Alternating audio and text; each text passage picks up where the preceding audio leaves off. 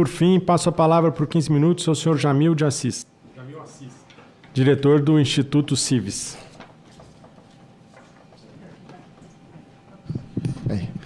Bom dia, senhor presidente, Miguel, senhoras e senhores conselheiros e demais especialistas, membros da sociedade civil, os colegas Carlos da Anatel e da sociedade civil Renata e Túlio.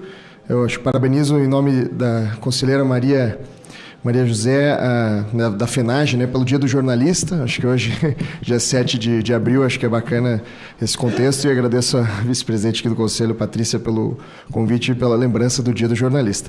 Eu falo em nome do Instituto Cives, que é uma organização dedicada à promoção da democracia e dos valores fundamentais que sustentam esse regime que nós tanto valorizamos, né? Uma sociedade aberta, uma sociedade livre, uma sociedade capaz de construir juntos os seus caminhos futuros, né? E em 2024, no metade do ano passado, nós inauguramos o Centro Voxios, que é um centro de pesquisa especializado na temática de liberdade de expressão, temas relacionados à liberdade de expressão, ao direito, à questão dos valores constitucionais da liberdade de expressão e tudo mais. E desde então, na metade do ano passado para cá, nós publicamos 7 estudos, aqui alguns exemplos deles, com relação à regulação eleitoral digital, né, tudo que foi aplicado na eleição do ano passado com relação a mídias sociais, inclusive as inovações que foram criadas no ano passado. Monitoramos a aplicação disso através da base de dados dos tribunais eleitorais, avaliamos projetos de lei, vários deles agora, inclusive citados aqui, né, sobre os riscos e valores, né, a defesa da liberdade de expressão dentro de cada um desses projetos de lei, inclusive, né, recomendando vários deles. E, além disso, publicando, né, e participando ativamente do debate público, com espaço, inclusive, fixo, né, na Carta Capital, na Gazeta do Povo e com contribuições frequentes, né, no Estadão, no Jota e no Globo. Dessa forma, de novo, a gente agradece o convite de mais esse espaço aqui para contribuir com um debate que é muito relevante, mas também é muito espinhoso, né? Todos sabem aqui, não preciso aprofundar muito, mas há mais de uma década, um pouco mais, aprovamos o Marco Civil da Internet, que foi um avanço significativo para os direitos digitais do Brasil, e foi um projeto de lei com um processo muito celebrado, né? Só que é muito óbvio também para todos aqui, a gente viu dados disso agora, como esse cenário, né, transformou-se profundamente, as plataformas digitais e o próprio comportamento dos usuários, inclusive, né, como a colega Renata mencionou, se tornou muito mais complexo do que talvez imaginávamos, né, o ambiente digital há pouco mais de 10 anos atrás. E esses avanços necessariamente exigem uma reflexão cuidadosa para atualizar essas regulações, essas normas, sem comprometer os direitos fundamentais da liberdade, né, os princípios de abertura à inovação que a nossa democracia exige.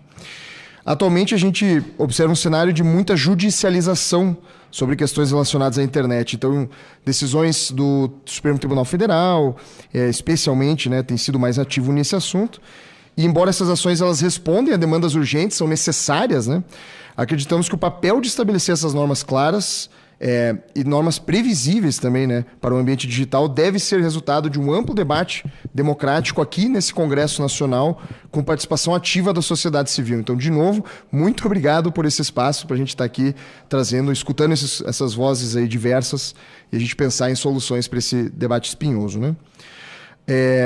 A polarização que domina, inclusive, esse debate sobre regulação digital, ela traz riscos muito claros, né? Até no slide anterior, a discussão sobre o PL das fake news, todos se recordam muito, né? Ela gerou a sugestão de normas que são muito amplas, normas vagas, e que poderiam, e geraram já na eleição anterior, uma certa insegurança jurídica e não garantiam adequadamente a segurança dos usuários. A gente também tem o risco de normas muito intervencionistas, que prejudicam a liberdade de expressão, que queiram regular previamente o que é dito, né? Por isso que é fundamental que a gente pense de maneira cuidadosa, calibrada e defina claramente quais são essas novas limitações, essas novas regulações para evitar consequências não intencionais. O Congresso, para ele destravar esses eventuais avanços, é necessário compreender como que a população pensa sobre o tema. Identificar o que é consensual, o que é amplamente aceito e o que permanece como disputa política acirrada. E nesse sentido que o Cives desenvolveu, e aqui a gente compartilha com todos em seguida, uma pesquisa em junho de 23, captando as percepções da sociedade brasileira, uma amostra significativa da população, e do próprio Congresso, né, Federal, sobre liberdade de expressão, os limites, a regulação, à época, né, o 2630, o PL das fake news, que era o que mais estava em voga. E essa pesquisa, ela utilizou, como eu mencionei, surveys quantitativos, com uma amostra representativa da população adulta. Foram entrevistados também parlamentares do Congresso Nacional, buscando uma amostra para identificar o suficiente, né, para identificar o que converge e o que diverge entre os representantes e a população, né? A gente considerou várias variáveis, então a gente falou de idade, escolaridade, região, inclusive posicionamento político para fazer a amostragem. E um dos primeiros achados, que é muito importante, a gente reforça, né, que o valor da liberdade de expressão foi atribuído uma grande importância para a população, uma média de 7,4, uma escala de 0 a 10, a população com relação à importância do valor da liberdade de expressão, só que um desconhecimento muito preocupante sobre quais são os limites atuais à liberdade de expressão, já previstos em regulação, em normas jurídicas, desde a Constituição até os códigos penais e civil, por exemplo. Um exemplo claro disso é a nossa pesquisa à época, um debate muito acirrado, continua até hoje. 35% da população acreditava, erroneamente, que criticar o Supremo Tribunal Federal está prejudicando a democracia e é ilegal. Isso indica uma grave necessidade de esclarecimento sobre os direitos fundamentais garantidos pela Constituição. Eu lembro que a democracia é o regime do dissenso. A gente não pode ser imune a críticas, naturalmente com os limites já previstos em lei, sendo reforçados e defendidos aí pelos nossos agentes da lei, né? Outro dado significativo foi uma diferença das opiniões da população dos congressistas em alguns outros temas que são mais sensíveis. Mais de 2/3 dos congressistas consideram ilegal protestar pedindo intervenção militar, enquanto que menos da metade da população compartilha essa visão. Então, um tema que bastante sensível e crítico à época e que até hoje é muito importante, mas mostra uma divergência importante que necessita uma promoção de mais debate, de informar, de ter transparência sobre os limites que são aceitáveis ou não na nossa liberdade de expressão dentro da nossa democracia.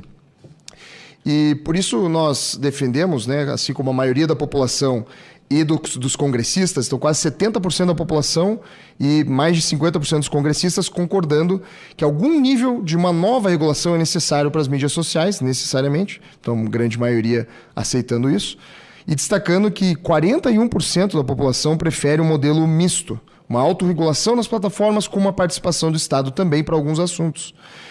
Isso é uma postura de cautela, naturalmente, que a sociedade tem contra uma intervenção excessiva para ameaçar a liberdade de expressão e inovação, mas também reconhecendo a necessidade de algum tipo de nova regulação. E nós precisamos que essa insegurança jurídica, né, gerada por dúvidas ou percepções errôneas do que é ou não é permitido ou proibido na nossa legislação, ela coloca em risco, essa insegurança coloca em risco o exercício pleno da liberdade de expressão no ambiente digital. É fundamental garantir uma legislação clara e específica que previna abusos e proteja os usuários contra arbitrariedades. Mas também é importante que tenhamos normas claras e efetivas para a segurança dos usuários. Diante desse cenário, o Instituto Civis defende que a regulação de redes sociais não seja feita por uma lei única, definitiva, mas por um processo contínuo de micro-reformas, com escopos restritos e objetivos claros. O digital é um ambiente vivo e tentar encerrar o debate em um único pacote normativo pode não só ser imprudente, mas contraproducente. Podemos avançar por partes, começando pelos pontos de maior consenso e avançar até os mais disputados. A gente analisou os relatórios recentes aí do senador Ângelo Coronel, do deputado Orlando Silva, sobre alguns dos principais projetos de lei em audiências públicas e em debate no Congresso atualmente. E a gente conseguiu identificar pelo menos 17 assuntos que estão aí e com uma série de subtemas em cada um desses assuntos que estão aí passivos de alguma regulamentação no futuro próximo. Entre esses assuntos, após conversas com as plataformas, com atores da sociedade civil envolvidos no assunto e com representantes do governo, da oposição, nós identificamos temas que são mais controversos. São temas que não facilmente serão regulados por uma só lei ou sem algum tipo de debate mais avançado, com mais tempo de maturação. Entre eles, nós temos a questão da responsabilidade civil, naturalmente hoje sendo julgada pelo artigo 19 do Marco Civil, do Marco Civil da Internet, pelo STF, a questão de dever de cuidado, risco sistêmico, até o tema da remuneração do conteúdo jornalístico. Isso são temas que, no modelo atual de maturação do debate, parece faltar algum tipo de consenso um pouco maior entre os diferentes atores envolvidos. Outros assuntos têm algum tipo já de consenso, a depender do interlocutor, naturalmente, né, de que tipo de regulação que deve ser passada adiante.